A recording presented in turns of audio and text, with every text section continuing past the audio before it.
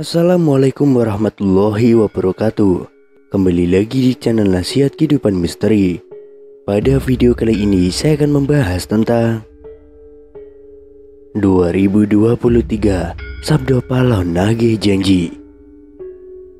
Tahun 2023 Indonesia harus waspada. Pasalnya ramalan Jayabaya mengungkap bahwa tahun 2023 adalah tahun datangnya Sabdo Palon Nagih Janji. Sabdo Palon Nagih Janji ini diyakini sebagai tanda akan terjadinya kekacauan atau bencana alam yang akan terjadi di berbagai daerah.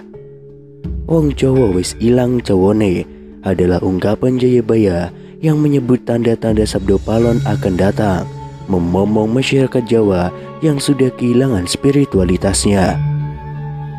Berdasarkan ramalan Jayabaya mengungkapkan bahwa masyarakat Jawa menunggu datangnya masa Sabdo Palon Nagih Janji, kemudian kekacauan merajalela di mana-mana. Tercatat dalam ramalan Jayabaya dalam serat Sabdo Palon Pupuk 4, bersumpah akan muncul kembali sebagai pamomong tanah Jawa setelah 500 tahun keruntuhan kerajaan Majapahit. Apabila dihitung 500 tahun dari kerajaan Majapahit runtuh pada tahun 1478, maka ramalan datangnya masa Sabdo Palon Nagih Janji jatuh pada tahun 2020 hingga 2023. Pertanda meletusnya Gunung Merapi yang dijelaskan dalam Pupuh 5 dalam serat Sabdo Palon yang berbunyi, Kulon damel pratondo, pratondo tembayang Mami Hardi, Merapi yang jeblok mili lahar, lindu pengpitu sedino, kaline banjir bandang. Yang artinya, saya akan membuat pertanda sebagai janji teguh saya apabila Merapi sudah meletus mengeluarkan lahar dan terjadi gempa bumi 7 kali dalam sehari, serta banjir bandang akan datang. Dalam serat Sabdo Palon Pupuh 13 disebutkan akan ada ombak munggah daratan, yang artinya adalah merujuk pada sebuah bencana tsunami.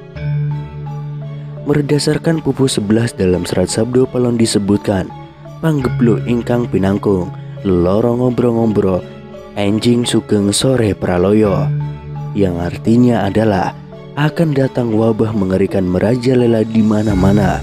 Paginya orang-orang masih hidup, sorenya banyak yang mati. Selain itu, akan ada juga kejadian sosial di mana perpolitikan akan memanas di tanah Jawa, sehingga Indonesia menjadi karut-marut. Hal tersebut lantaran adanya egosentrisme dan eksploitasi yang semakin parah. Disebutkan juga oleh Sabdo Palon bahwa moral masyarakat Jawa banyak yang rusak. Dalam ramalan Jayabaya bahwa masa Sabdo Palon Nagih Janji ini akan menimbulkan kejadian alam dan sosial yang bakal terjadi secara terus-menerus hingga tahun 2056 berdasarkan hitungan waktu yang sudah diperkirakan. Tidak hanya tentang wilayah Pulau Jawa yang disebutkan oleh Sabdo Palon dalam ramalan Jayabaya ini, tapi masa Sabdo Palon meliputi satu Nusantara atau Indonesia, yang artinya adalah dari Sabang sampai Merauke diramalkan sama-sama akan mengalami kejadian bencana alam sosial yang sama. Datangnya rentetan peristiwa tersebut akan terjadi secara beruntun atau silih berganti dan tidak menentu. Perlu diketahui, Sabdo Palon sendiri merupakan tokoh legendaris, pandita, penasihat kerajaan Majapahit. Kisah ini berawal dari Syekh Subakir yang diutus menyebarkan agama Islam harus menghadapi tantangan hingga membuat perjanjian Sabdo Palon dengan roh halus penguasa wilayah, yakni Ki Semar Badranaya. Perjanjian Sabdo Palon itu dibuat sebagai kesepakatan antara Syekh Subakir yang datang menyebarkan agama Islam ke Pulau Jawa yang terkenal angker dengan roh halus penguasa wilayah, yakni Ki Semar Badranaya. Diceritakan pada masa dahulu, Pulau Jawa terkenal angker dan dikuasai roh halus Ki Semar Badranaya. Kedatangan Syekh Subakir yang diutus oleh Sultan Turki Sultan Muhammad I untuk syiar agama Islam Setelah keduanya terlibat pertempuran dan sama-sama kuat, Syekh Subakir dan Ki Semar Badranaya akhirnya membuat kesepakatan melalui sebuah perjanjian yang disebut Sabdo Palon. Namun kedatangan Syekh Subakir dalam melakukan syiar Islam di Pulau Jawa saat itu harus mendapat rintangan hingga harus membuat perjanjian dengan Ki Semar Badranaya sebagai roh halus sebagai dahyang atau penguasa wilayah tanah Jawa. Syekh Subakir dikenal sebagai orang yang berhasil menumbali Pulau Jawa yang terkenal angker dan wingit pada dahulu kala. Saat itu, Sultan Turki Sultan Muhammad I mendapatkan petunjuk untuk melakukan penyebaran Islam di Pulau Jawa, sebuah tempat di tanah Jawa yang dalam pengaruh magis begitu kuat. Mulai dari jin hingga setan menghuni setiap sudut tanah Jawa yang saat itu masih berbentuk hutan belantara. Diutuslah rombongan para alim ulama untuk mendatangi Pulau Jawa guna melakukan syiar Islam.